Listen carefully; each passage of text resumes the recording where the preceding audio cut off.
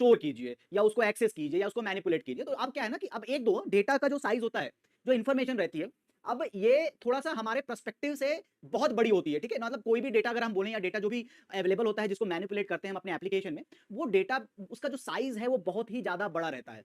मतलब हम एक सिंगल वेरिएबल, दो वेरिएबल, तीन वेरिएबल की बात कर रहे हैं। अगर आप देखो कि सपोज कोई टेलीकॉम कंपनी है तो उसके कितने कस्टमर होंगे, है ना। तो उस कस्टमर, जैसे व्हाट्सएप के कितने कस्टमर होंगे, कितने लोग व्हाट्सएप यूज करते होंगे, है ना? कितने लोग अमेजन का ऐप यूज करते हैं, कितने लोग यूट्यूब का ऐप यूज करते होंगे। तो आप ये सोचिए कि हम जिस चीजों से डील करेंगे प्रैक्टिकल लेटर जाकर अपने कैरियर में या अपने एकेडमिक्स में, वो छोटी नहीं होती, वो बहुत बड़ी बड़ी क्वांटिटी होती है। तो जैसे मैंने यहाँ पे लिया 50 स्टूडेंट का, तो इसका जो एक तरीका है 50 स्टूडेंट का, वो ये है, one way is declare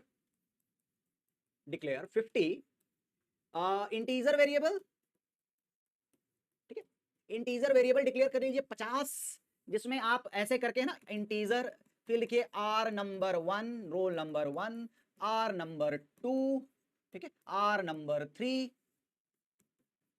and so on, है ना। सो ऑन तो नहीं लिखते हम यहाँ पे, R number 1, R number 2, R number 3, ऐसे करके 50, आर नंबर 50 कर लीजिए और हर एक वेरिएबल को स्टोर कीजिए, मैनिपुलेट कीजिए और एक्सेस कीजिए, कोई दिक्कत नहीं इन दैट केस, है ना। बनाइए जितना वेरिएबल आप बना सकते हैं। तो एक तरीका तो ये है। दूसरा तरीका ये है भाई, अच्छा इस तरीके में अब देखिए, इस तरीके में क्या हो गया, इस तरीके में कुछ समस्याएं आ सकती हैं क्या, कुछ प्रॉब्लम आ सकती हैं क्या, मैनेजमेंट इशू आ सकता है क्या ना। तो इस तरीके में, इस तरीके, ये तो अच्छा है, बढ़िया है कि हमने 50 वेरिएबल डिक्लेयर कर दिए। इस तरीके में क्या प्रॉब्लम आ सकती है, ठीक है, इस तरीके में क्या प्रॉब्लम आ सकती है, तो इन दिस मेथड, ठीक है, इस तरीके में क्या प्रॉब्लम आ सकती है, तो मैनेजमेंट, अब नंबर ऑफ वेरिएबल ज्यादा हो गए तो managing the variable and keeping track of the variable is difficult, ठीक है।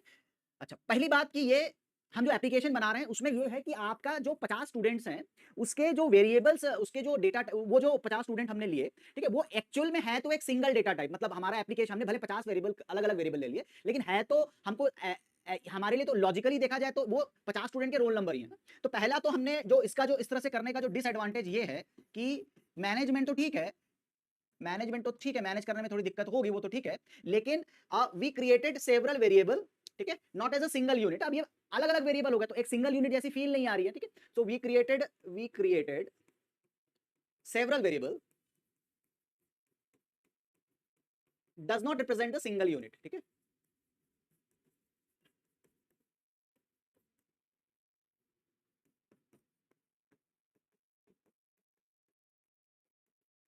ठीक है, सिंगल यूनिट, एक सिंगल यूनिट जैसा तो नहीं लग रहा है, अलग अलग वेरिएबल है तो हो सकता है अलग अलग काम करता हो, लेकिन पर्पस सारा का एक है ना। तो एक सिंगल लॉजिकल यूनिट तो नहीं दिख रहा है, सिंगल सिंगल लॉजिकल यूनिट तो नहीं दिख रहा एक। और दूसरा मैनेजमेंट, दूसरा प्रॉब्लम यह है कि managing all this variable, managing all the variable may be difficult, है ना। भाई कैसे कीप ट्रैक करोगे कि ए मॉडिफाई हुआ, रोल नंबर 1 मॉडिफाई हुआ, रोल नंबर 3 मॉडिफाइड हुआ। अच्छा, अब आपको अगर एक ही काम बार बार करना है, जैसे कंट्रोल लूप, जैसे चलो एक लूप चला दिया और R1 R2 R3 role number 1 2 3 सारे एक साथ मॉडिफाई कर दिए लूप चला के, अननेसेसरली आपकी प्रोग्राम की लेंथ इंक्रीज होगी, लाइन ऑफ कोड इंक्रीज होगा इन दिस केस। ये भी है कि 50 वेरिएबल लोगे भाई, 50 बार अपडेट लिखोगे और 50 बार अपडेट लिखोगे तो 50 लाइन का कोड लिखना पड़ेगा, राइट। और हर बार अपडेट या डिलीट या इंसर्ट नई वैल्यू जो भी आप अपडेट करें 50 बार लिखना पड़ेगा इन दिस पर्टिकुलर केस। तो unnecessarily line of code, the code length, the code size will also increase, ठीक है। तो ये समस्या है अरे के साथ। ये किसके साथ है, ये समस्या किसके साथ है, ये समस्या है आपके, अगर मैं 50 स्टूडेंट को 50 वेरिएबल लिख लेता हूं, रादर देन यहां पे क्या है कि in this case we have another way, another better way, ठीक है। अनदर वे तो है लेकिन बेटर वे है, ठीक है। Another way is to declare a single array a single array a single array holding 50, a single variable holding 50 values। हाँ, तो जो दूसरा तरीका है वो ये है कि भैया एक वेरिएबल बनाओ जो 50 वैल्यू होल्ड कर सके। क्या ये पॉसिबल है? सर एक वेरिएबल में तो एक ही वैल्यू आती है, क्या ये पॉसिबल है कि एक सिंगल वेरिएबल 50 वैल्यू स्टोर कर सके? नॉर्मल वेरिएबल से तो पॉसिबल नहीं है, उसमें एक ही मेमोरी लोकेशन होता है। इन दिस केस ऐसा वेरिएबल जो मोर देन वन वेरिएबल और more than one value hold कर सकता है उसे हम कहते हैं अरे। तो अरे क्या है? एक वेरिएबल ही है, लेकिन नॉर्मल वेरिएबल जैसा नहीं है। It can hold multiple values. तो अरे कैन होल्ड एन अरे वेरिएबल, ठीक है। अरे इज अगेन अरे इज अ वेरिएबल, ठीक है, variable that can hold, that can, पहली बात hold multiple value, multiple values, पहली बात अरे जो है वो मल्टीपल वैल्यू होल्ड कर सकता है, ठीक है, कैसे करेगा अभी देखेंगे, ठीक है, अभी डेफिनेशन है। अच्छा, अरे जो है आपका डिराइव्ड डेटा टाइप है, अरे इज डिराइव्ड डेटा टाइप,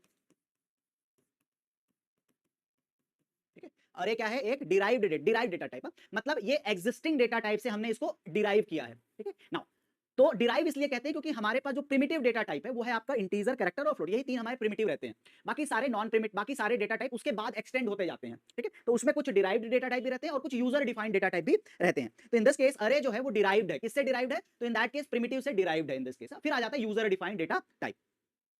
तो ठीक है, डिराइव्ड डेटा टाइप है, derive from what, derived from primitive, derived primitive data type को एक्सटेंड कर सकते हैं, derived from primitive data type. अब प्रिमिटिव डेटा टाइप क्या क्या है, तो हमने डेटा टाइप में पढ़ा था प्रिमिटिव,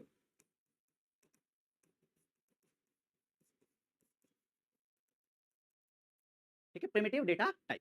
अच्छा ठीक है ना, और क्या होता है अरे यहाँ पे, अच्छा प्रिमिटिव डेटा टाइप क्या है, प्रिमिटिव डेटा टाइप मतलब होता है integer, character and float, integer, character and float, ठीक है, इंटीजर, कैरेक्टर एंड फ्लोट, ये प्रिमिटिव होते हैं, derive from primitive data type, और प्रिमिटिव डेटा टाइप मतलब इंटीजर, कैरेक्टर एंड फ्लोट। इससे को हम आगे बढ़ाकर इंटीजर का अरे बना सकते हैं, कैरेक्टर का अरे बना सकते हैं और फ्लोट का भी अरे बना सकते हैं, ठीक है, इन्हीं को हम डिराइव करके इंटीजर, कैरेक्टर और फ्लोट का अरे बना सकते हैं।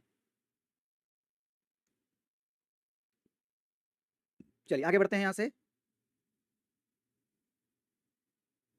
चलिए नाउ अरे क्या है, अरे इज अ कलेक्शन, ठीक है, तो कलेक्शन किसका कलेक्शन है इन दिस केसेस, अरे is a collection of similar data type, ये बहुत इंपॉर्टेंट पॉइंट है, ठीक है, अरे is collection, collection of similar data type, ठीक है, अरे किसका कलेक्शन है, सिमिलर डेटा टाइप को, मतलब आप यहाँ पे आप एक इंटीजर, एक कैरेक्टर, एक में फ्लोट, ऐसे नहीं कर सकते, ठीक है, सो ऑल जो डेटा टाइप है, या तो all collection of similar data type का क्या मतलब, इस स्टेटमेंट को थोड़ा एक्सप्लोर कर लेते हैं। सो अरे is a collection of similar data type का मतलब है या तो जैसे 50 एलिमेंट, मल्टीपल वैल्यूज मैंने बताया था, तो सिमिलर मत मींस, सिमिलर का मतलब ये है all will be either integer, similar means all values, multiple आप होल्ड कर रहे हैं तो all integer, all integer, all character, ठीक है, और ऑल फ्लोट, ऑल फ्लोट, आप जो है उसमें मिक्सअप नहीं करेंगे कि एक में इंटीजर रखा, एक में कैरेक्टर रखा और एक में रख दिया फ्लोट, तो आप इसको मिक्स नहीं करेंगे। सिमिलर डेटा टाइप का मतलब या तो सारे इंटीजर होंगे, या तो सारे कैरेक्टर होंगे, या तो सारे फ्लोट होंगे, पहली बात, ठीक है, पहली बात कि ये जो एलिमेंट है वो सारे एक ही डेटा टाइप के होंगे, सिमिलर डेटा टाइप मतलब एक ही डेटा टाइप लेके उनको आप बनाएंगे। अच्छा, तो आपको फिर इन दिस केसेस कि इसका अगर इंटीजर है तो इंटीजर अरे बनेगा, ठीक है, इंटीजर का ही अरे बनेगा और उसको हम कहेंगे भी इंटीजर अरे, इंटीजर अरे, कैरेक्टर है तो कैरेक्टर का अरे बनेगा,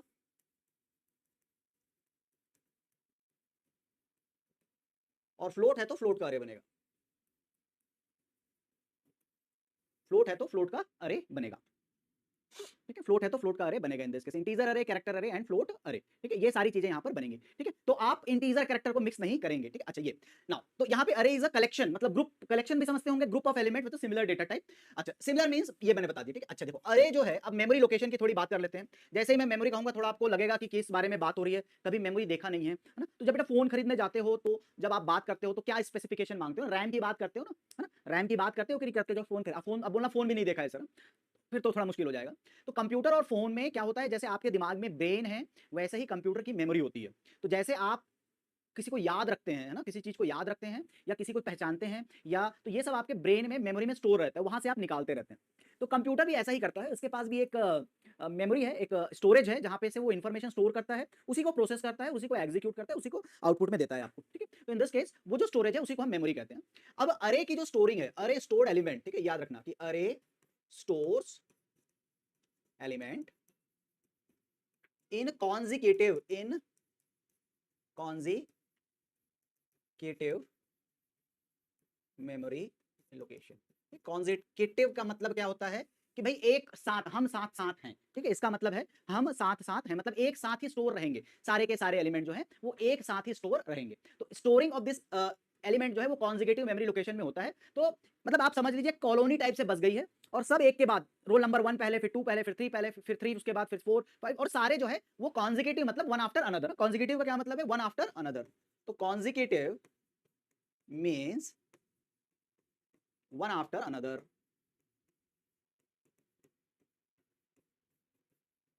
ठीक है, कॉन्जिगेटिव मीन्स होता है वन आफ्टर अनदर। तो आप एलिमेंट को वन आफ्टर अनदर ही स्टोर करेंगे। ठीक है, कॉन्जिगेटिव का मतलब होता है एक के बाद दूसरा, कॉन्जिगेटिव means one after another store होगी वैल्यू। बढ़िया। ठीक है, तो ये हुई कुछ अरे की प्रॉपर्टी कि भाई एक सिंगल वेरिएबल जो होता है जो मल्टीपल वैल्यू स्टोर कर सकता है ना। वेरिएबल जिसमें जिसमें अरे is a variable that can hold multiple value. Single variable है होल्डिंग 50 वैल्यूज। अरे is a derived data type, मतलब आपको एग्जिस्टिंग से आपको उसको डिराइव करना पड़ेगा, है ना। जैसे एग्जिस्टिंग मतलब क्या, इंटीजर बन जाएगा, इंटीजर अरे, कैरेक्टर से कैरेक्टर का अरे बनेगा, और फ्लोट से फ्लोट का अरे बनेगा।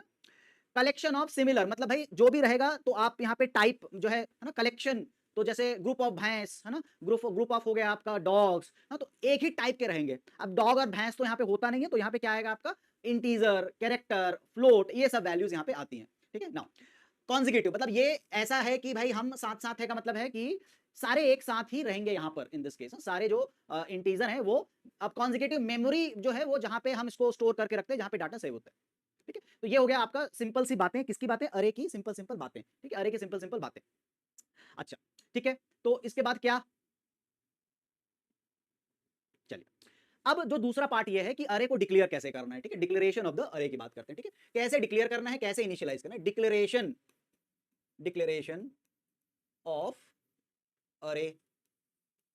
ठीक है, कैसे अरे को हम यहाँ पे डिक्लेयर करते हैं। तो अरे को डिक्लेयर करने के लिए कैसे करना है, तो सबसे पहले जैसे बताया integer integer, character character, float float. ठीक है ना, तो डिक्लेयर करना बड़ा ही सिंपल है, बाकी सारी चीजें सिंपल ही रहती हैं, बस हम कर नहीं पाते हैं। ठीक है, INT इंटीजर, ए ब्रैकेट और डायमेंशन। ठीक है, देखो ये तरीका है अरे को नहीं दिख रहा तो और ध्यान, चलो देखो बड़ा बड़ा लिखते हैं।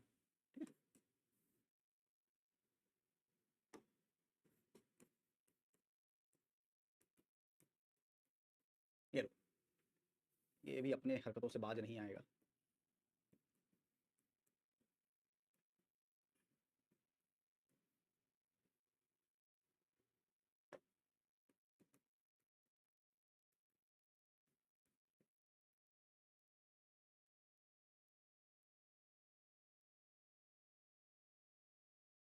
एक अटेम्प्ट और करने दो।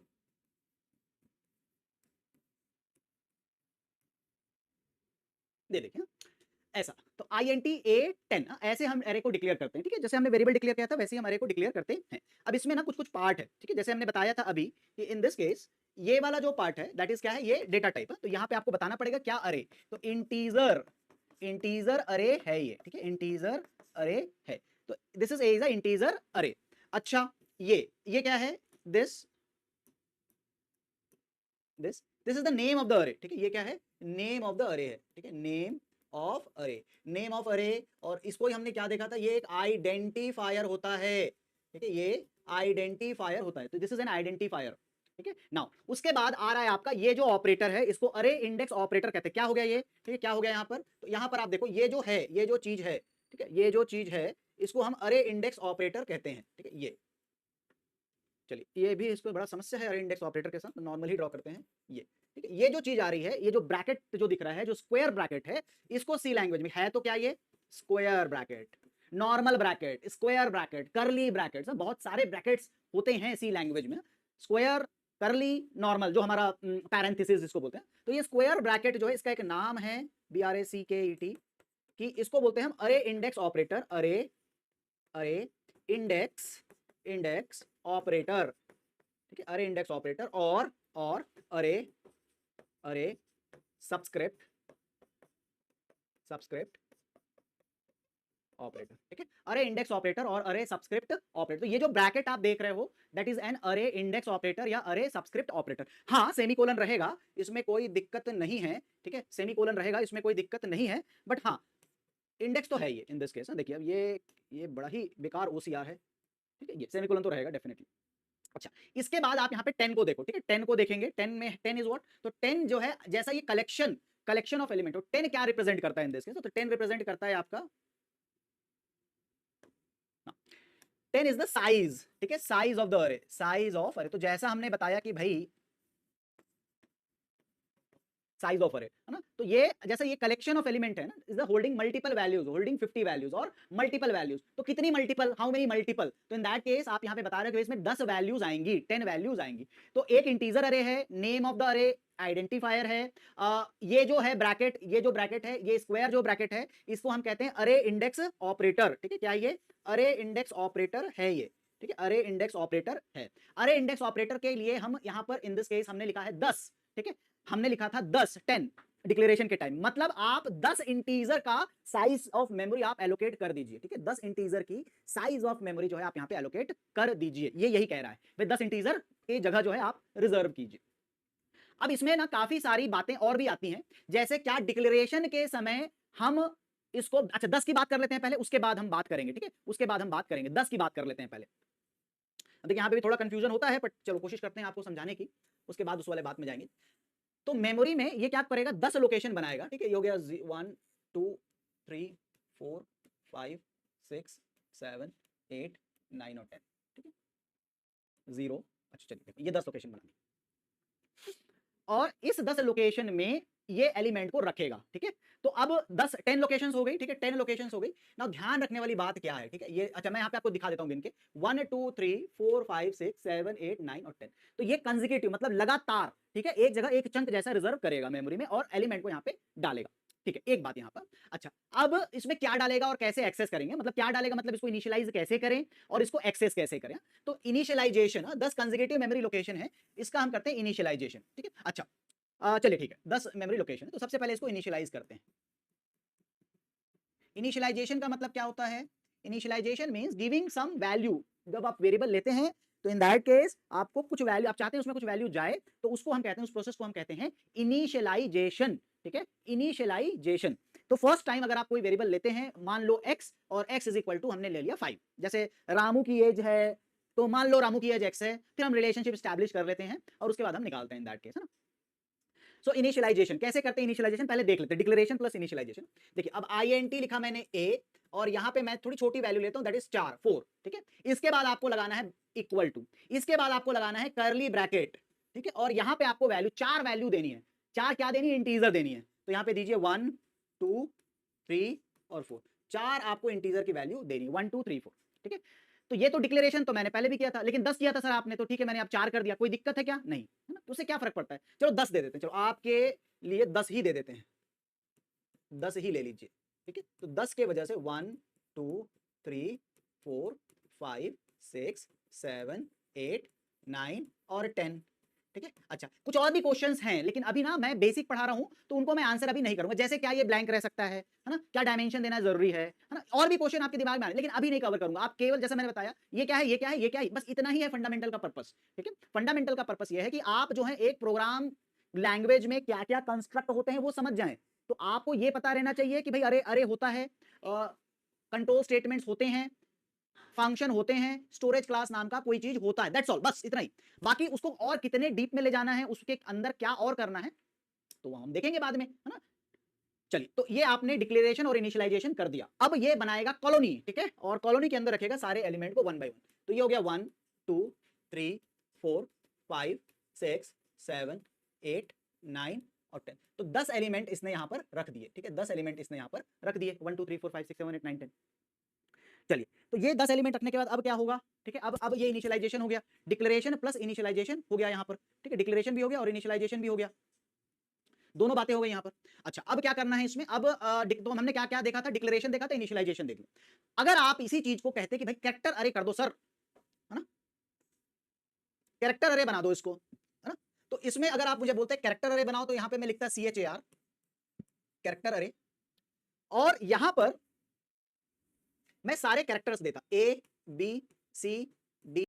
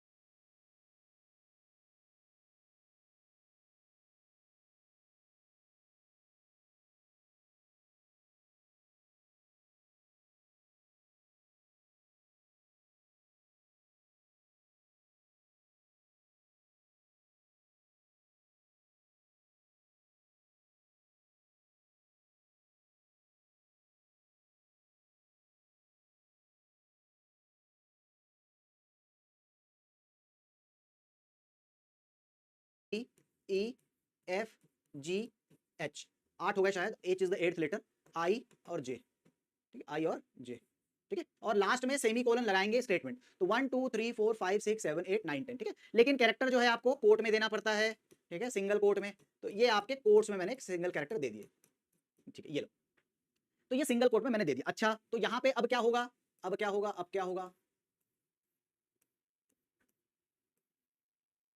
कैरेक्टर्स आएंगे, बेसिकली कैरेक्टर तो नहीं आते, A B C D E F G H I J, देखिए कैरेक्टर एक्चुअल में नहीं आते, एक्चुअल में क्या आती है, एक्चुअल में क्या स्टोर होता है, कैरेक्टर तो स्टोर नहीं होता, दैट इज फॉर श्योर, क्या स्टोर होता है एक्चुअल में, एक्चुअल में स्टोर होता है कैरेक्टर्स की एस की वैल्यूज, ठीक है, एक्चुअली दे स्टोर, एक्चुअली क्या स्टोर होती है, एक्चुअली कैरेक्टर की, कैरेक्टर ASCII आस की वैल्यू, ठीक है, कैरेक्टर की एस की वैल्यू स्टोर होती है, ठीक है, तो कैरेक्टर की जो भी एस की वैल्यू, एस की टेबल हमने देखा था डेटा टाइप में, ठीक है, वो यहाँ पे स्टोर होती है। बढ़िया, इनिशियलाइजेशन हो गया और डिक्लेरेशन हो गया, दोनों चीजें हो गई यहाँ पर। अच्छा, अब देखो कि भाई इसको हम कैसे यहाँ पर एक्सेस करते हैं, ठीक है, हमने डिक्लेयर कर लिया अरे को, हमने इनिशियलाइज भी कर लिया अरे को, और इसमें जो है जो अदर एस्पेक्ट है, ठीक है, अदर एस्पेक्ट है कि भाई ये करने से क्या होगा, वो करने से क्या होगा, वो अभी हम नहीं देखेंगे फंडामेंटल की क्लास में, ठीक है, हम इसको और अंदर लेके जाएंगे, लेकिन जब मैं कहूं अरे, तब आपके दिमाग से ये पूरी तरह से निकलना चाहिए, हाँ भाई अरे जो है वो ये होता है, दैट्स ऑल, इतना ही है फिलहाल के लिए, ठीक है, और अगर आपको इसको एक स्टेप अगर आगे ले जाना है तो आप एक प्रोग्राम लिख लीजिए, ठीक है, छोटा सा अरे का प्रोग्राम, बस उतने करने से ही हमारा ये वाला जो फंडामेंटल वाला पर्पस है वो सॉल्व हो जाएगा।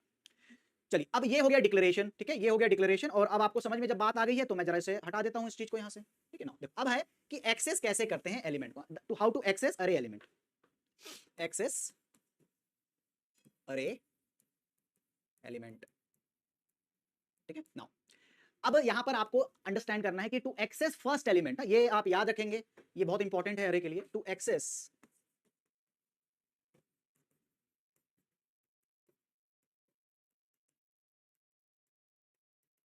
First element of the array we use A0, ठीक है, देखो ए अरे सबस्क्रिप्ट ऑपरेटर और जीरो, मतलब अब देखिए ये जो एलिमेंट 1 है, अगर आप इसको एक्सेस करना चाहते हो, ठीक है, अगर आप ए इसको एक्सेस करना चाहते हो तो पहला एलिमेंट जो है वो स्मॉल A0 पे होगा,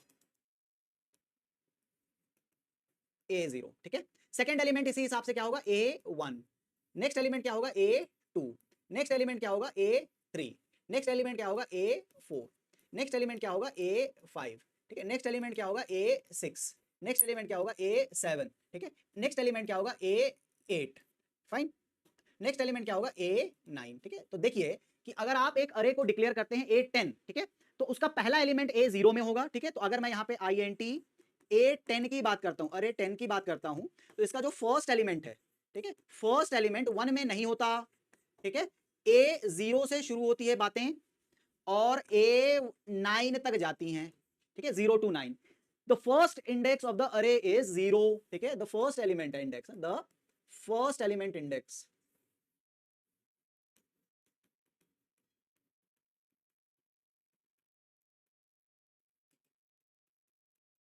इंडेक्स इज 0। अब ये क्यों हुआ, ठीक है, इसके लिए हमको ना एड्रेस कैलकुलेशन कैसे अरे एलिमेंट एक्सेस करता है उस पे जाना पड़ेगा, ठीक है, व्हाई डज दिस हैपन कि अरे का जो पहला एलिमेंट है वो 1 में ना होके 0 पे चला गया, ऐसा क्यों इस पे बनाया गया, क्योंकि देखो बेटा हम इसे कंट्रोल नहीं कर सकते, है ना, वी कैन नॉट कंट्रोल, ये लिखी हुई बातें हैं, इस तरह से ही वो वर्क करता है, अब आपके ऊपर है आप इसको समझें या ना समझें, that is up to you, आपके समझने और ना समझने से ना तो सी लैंग्वेज चेंज होने वाली है और ना इसके जो बेसिक कंस्ट्रक्ट जो काम करने का तरीका है वो कुछ भी नहीं बदलेगा, तो सी लैंग्वेज से इसको कोई मतलब नहीं है कि आपको बात समझ में आई या ना आई, क्योंकि वो वैसा ही रहेगा जैसा वो है, ठीक है, तो इसमें हम उससे आर्ग्यूमेंट नहीं कर सकते, ऐसा क्यों, ठीक है, क्योंकि अब वही हो गया ना, समय वही चल रहा है कि भाई आर्गुमेंट करिए हर चीज में, ऐसा क्यों, कोई फर्क नहीं पड़ता, आपको समझना है समझो, नहीं समझना है मत समझो, that is up to you. तो इसी तरह से ये है कि पहला एलिमेंट 0 पे क्यों है, तो उसको उसी तरह से बनाया गया, क्यों कैसे तो वो अभी नहीं डिटेल में, फिर जैसे फंडामेंटल बात है ना, हम ब्रेकिंग सिस्टम के अंदर बाद में घुसेंगे, है ना, बाद एक्सीलेटर के अंदर जो गियर सिस्टम है बाद में उसके अंदर घुसेंगे, ऐसे करके सबके अंदर धीरे धीरे जाएंगे, तो पहला एलिमेंट इंडेक्स आपका 0 में होता है, तो देखिए अगर आप इसको प्रिंट करना चाहते हैं, ठीक है, प्रिंट करना चाहते हैं, तो अब आप पहला एलिमेंट चाहते हैं प्रिंट हो, तो प्रिंट एफ करेंगे, क्योंकि इंटीजर है परसेंट डी करेंगे और यहां पे लिखेंगे ए ऑफ 0, ठीक है, ए ऑफ 0 ये लिखेंगे। अगर आप इसको प्रिंट एफ करना चाहते हैं फर्स्ट एलिमेंट सेकंड एलिमेंट, तो यहां पे लिखेंगे परसेंट डी, ठीक है, परसेंट डी, और यहां पे लिखेंगे A1, ठीक है, A1, ठीक है, A1, तो ऐसे करके आप A0 A1 करके इसको प्रिंट करेंगे तो ये प्रिंट होता जाएगा। तो इन दिस केस यहाँ पे लिखेंगे हम प्रिंट एफ, ठीक है, %d और यहाँ पे मैं लिख दूंगा A9, ठीक है, A9। तो ये लास्ट एलिमेंट को प्रिंट करेगा, ठीक है, last element will be printed in this case, ठीक है, last element will be printed, ठीक है। तो ये लास्ट एलिमेंट प्रिंट यहाँ पर करेगा। बढ़िया। अब एक और छोटी सी टेक्निकल बात थी, लेकिन अब पता नहीं कि आप कितना इसको ले पाएंगे या नहीं ले पाएंगे।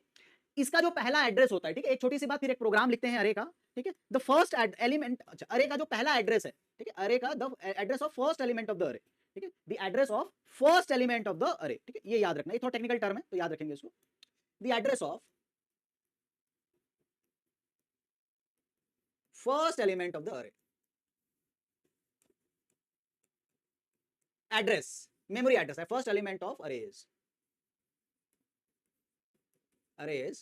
कॉल्ड बेस एड्रेस, ठीक है, बेस एड्रेस, जहां से अरे शुरू होता है मेमोरी में, ठीक है, बेस एड्रेस। अच्छा, बेस एड्रेस कहते हैं उसको। बेस एड्रेस क्या होता है? तो जहां से आपका एलिमेंट शुरू होगा, ठीक है, जिस लोकेशन से शुरू, और ये कौन डिसाइड करता है? कंपाइलर ही करता है, बट हम नहीं कर सकते इसको डिसाइड। फर्स्ट एड्रेस जो भी हो, ठीक है, जो भी हो वो कहलाता है बेस एड्रेस। तो यहां पर अगर मैं A0 कहूं तो कोई एड्रेस होगा, जैसे मैं यहां पे मान लेता हूं कि ये 1000 है, ठीक है, मान लेता हूं कि ये 1000 है, तो बेस एड्रेस, ठीक है, बेस एड्रेस क्या होगा? Base address will be in this case it will be 1000 होगा, 1000 इसका बेस एड्रेस है। और ये क्या है? ये एज्यूम्ड वैल्यू है, ठीक है, हम नहीं डिसाइड करते इस चीज को, ये क्या है? एज्यूम्ड वैल्यू है, ठीक है, ये एक एज्यूम्ड वैल्यू है, तो उसको हम कहते हैं बेस एड्रेस, ठीक है। तो ये हो गई अरे की सारी बातें, फंडामेंटल बातें, ठीक है। सारी बातें तो आप कभी भी, मतलब हमको और इसके अंदर डूबना पड़ेगा ना, हमको इसके अंदर अच्छा खासा डूबना पड़ेगा, देन ओनली हम इसके बारे में ठीक से और जान पाएंगे। अभी के लिए इतना ही जरूरी है जितना आपको जानना चाहिए। एक प्रोग्राम में जो मैं लिखता हूं, उसके बाद आपकी जिम्मेदारी है उसको एग्जीक्यूट करने की, ठीक है। उसको आप जरूर करें, लिखने की हैबिट डालें, तभी प्रोग्रामिंग जो है वो शुरू होगी, कंस्ट्रक्ट धीरे धीरे समझ में आएंगे, ठीक है। अच्छा, हो सकता है इसमें सिंटेक्स एरर हो, लेकिन आप उसको कोशिश करेंगे बाकी सारी बातों से उसको रिजॉल्व करने का। देखो, तो ये है मेरा प्रोग्राम, इसको आप लिखें, एग्जीक्यूट करें।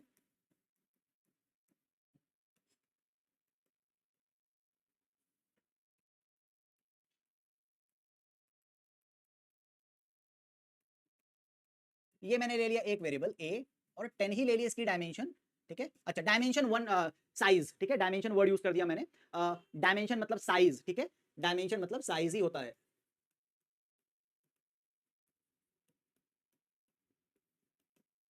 ठीक है, डायमेंशन का मतलब साइज ही होता है। A10 ले लिया मैंने, यहां पे मैं वैल्यू सेम वैल्यू डाल देता हूं 1। अच्छा, 1 के बाद कॉमा है, 2 के बाद कॉमा, 3 4 5 6 7 8 9 और 10, ठीक है, उसके बाद सेमीकोलन है, डिक्लेरेशन हो गया, ठीक है। एक और वेरिएबल ले लेते हैं, इंटीजर आई, INTI, ठीक है, INTI एक मैंने वेरिएबल, मैं बस इसको प्रिंट करना चाहता हूं, ठीक है। अच्छा, आप इसको चेंज भी कर सकते हैं, चेंज बाद में करते हैं। जैसे मैं अब क्या करता हूं यहाँ पे, अगर मैं इसको प्रिंट करना तो दिखा दिया था मैंने आपको, चेंज भी कर सकते हो। जैसे कि अगर मैं कहूं, बताएंगे, अगर मैं यहाँ पे कहूं A4 इज इक्वल टू 20 कर दो भाई, ठीक है, A4 20, तो मुझे ये बताओ कि A4 अगर मैंने 20 कर दिया, ठीक है, तो मैंने प्रिंट तो किया था A4, लेकिन उसको चेंज नहीं किया था। A4 की वैल्यू अगर 20 कर दूं तो कौन सी वैल्यू 1 से 10 में कौन सी वैल्यू जो है वो चेंज होगी? जरा बताएंगे, जरा बताएंगे कि A4 20 करने से which value will be change, 1 से 10 में कौन सी वैल्यू चेंज हो गया? तो अगेन ये सब बातें जब भी हो इस तरह की, याद रखें कि पहला एलिमेंट A0 था, ठीक है, सेकंड एलिमेंट A1 है, इसके बाद का एलिमेंट A क्या है? 2 है, इसके बाद का एलिमेंट A3 है, और उसके बाद का जो एलिमेंट है वो A4 है, ठीक है। मतलब एक कम चलता है ये, क्योंकि 0 से स्टार्ट होता है ना, इसलिए एक कम चलता है। A4 20 करने से आपकी जो ये फिफ्थ वाली वैल्यू है, चलो मैं यहाँ पे डायग्राम ही ड्रॉ कर देता हूं। तो ये था 1, ये था 2, ये था 3, ये था 4, ये था 5, ये था 6 7 8 9 और ये था आपका 10, ठीक है। ये करने से 5 हट के यहां पर वैल्यू क्या आ जाएगी? 20। तो ऐसे आप इसको मॉडिफाई कर सकते हैं। आप स्टेटमेंट लिखेंगे, ये सब लिखने की जरूरत नहीं है ना। अगर मैं इसको प्रिंट करना चाहता हूं 10 वैल्यू को, तो एक तरीका तो मैंने बता दिया, ऐसे कर लो। अब आप बार बार एक काम ही कर रहे हो, इसीलिए कंट्रोल स्टेटमेंट आया है, इटरेटिव स्टेटमेंट, एक ही काम कर रहे हो ना, बार बार प्रिंट कर रहे हो ना, तो why not use iterative statement, है ना? Why not use iterative statement? पहली बार आप 0 चला रहे हो, फिर 1 चला रहे हो, फिर 9 तक चला रहे हो, तो why not use iterative statement? क्या ले यूज कर लें? तो हम यहाँ पे फॉर लूप यूज कर लेते हैं। फॉर पहली वैल्यू क्या लें? तो 0 ले लेते हैं, और कहां तक जाएगी? लेस देन इक्वल टू 9 तक जाएगी, और बार बार हमको क्या करना है? आई की वैल्यू को प्लस प्लस करेंगे, इंक्रीमेंट करेंगे, ठीक है। ये भाई 10 बार प्रिंट करना है ना, तो 0 से 9 चले जाओ और आई प्लस प्लस कर दो। इसके अंदर क्या लिखेंगे? इसके अंदर लिखेंगे प्रिंट एफ परसेंट डी, यहां पे लिखेंगे ए ऑफ आई, देखो 1 2 3 नहीं, आई, ठीक है, आई यहां पर लिखेंगे। क्यों आई लिखेंगे? क्योंकि आई की डिफरेंट डिफरेंट वैल्यू आएगी, आई A0, A1, A2, A3, A4 and up to A10। Semicolon लगाना नहीं भूलेंगे, इतना करके देखिए, इस प्रोग्राम को रन करिए, ठीक है, आपको अच्छा फील होगा, आपको ऐसा लगेगा हाँ मैं एक प्रोग्राम लिखने में सक्सेसफुल हुआ, ठीक है। तो ये है हमारा in this case is a program for C, इतना ही समझना है फंडामेंटल में। इसके आगे आपकी जो जानकारी है वो नेक्स्ट एपिसोड मतलब जब आपका फंडामेंटल खत्म हो जाता है, उसके बाद जो एक्चुअल क्लास है उसमें हम इसको और नहीं, बहुत ज्यादा एक्सटेंड करेंगे, ठीक है। अच्छा, this is the way you can update access कर सकते हो, मतलब अपडेट द अरे वेरिएबल। आप अरे वेरिएबल को अपडेट कर सकते हो, इंडेक्स से प्रिंट भी होता है, इंडेक्स से अपडेट भी होता है। एक वैल्यू कम चलती है इसमें, ठीक है, इसको याद रखेंगे कि यहाँ पे जो एक वैल्यू जो है वो कम चलती है, ठीक है। तो ये था मेरा आज का डिस्कशन का पर्पस, और मेरा पर्पस यहाँ पे होता है खत्म अरे के रिस्पेक्ट में। और इतना ही आप अभी फिलहाल फंडामेंटल में करें, मैं इसको और भी आगे लेके जाऊंगा, लेकिन जब मैं लेके जाऊं तो चीजें आपको वहां पे क्लियर होनी चाहिए, ठीक है। क्या किया हमने? हमने अरे डेटा टाइप को समझा, ठीक है, अरे डेटा टाइप समझा, ठीक है, डेटा टाइप को समझा, ठीक है। और हमने क्या देखा? हमने अरे का डिक्लेरेशन समझा, डिक्लेरेशन देखा। और क्या देखा? अरे का इनिशियलाइजेशन देखा,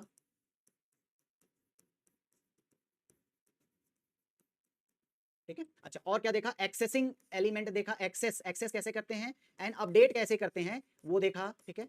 अरे के इंडेक्स को भी समझा, ठीक है, अरे इंडेक्स को भी समझा, अरे इंडेक्स भी समझा। ये सारी चीजें हमने अरे के बारे में देखी। डायमेंशन, ठीक है, अरे डायमेंशन भी देखा इसके साथ साथ। डायमेंशन का मतलब क्या होता है? ठीक है, अरे डायमेंशन का मतलब होता है साइज, ठीक है। और अभी हमने देखा कि अरे में ए, हमने क्या देखा? अरे INT कैसे लिखा था? INT ए, और ए की ब्रैकेट के अंदर 10, मतलब अच्छा ऐसा नहीं है 10, आपकी जितनी मर्जी आप उतना साइज बना लो, इसमें एक ही साइज डिफाइन हुई है, तो इस वजह से इसे 1D कहते हैं, 1 डायमेंशन अरे कहते हैं, ठीक है। डायमेंशन आयाम 1 डायमेंशन अरे कहते हैं, ठीक है, 1 डायमेंशन अरे कहते हैं, ठीक है। डायमेंशन का मतलब तो एक ही साइज डिफाइन है। तो आप समझेंगे आप कि सर मल्टीपल भी होता है क्या? जी हाँ, मल्टीपल भी होता है, वो भी हम देखेंगे, ठीक है। तो ये हुआ आज का सेक्शन, इतना ही समझिए बात को कि ये जो है फंडामेंटल है बेटा, इसके अंदर नहीं जाना है, एक प्रोग्राम है। आप, मैं चाहता हूं कि जब एक्चुअल क्लास शुरू हो तब आपका ध्यान जो है वो डीपर चीजों में रहे, क्योंकि देखिए सतही चीजें पढ़ के कोई भी कॉम्पिटिटिव एग्जाम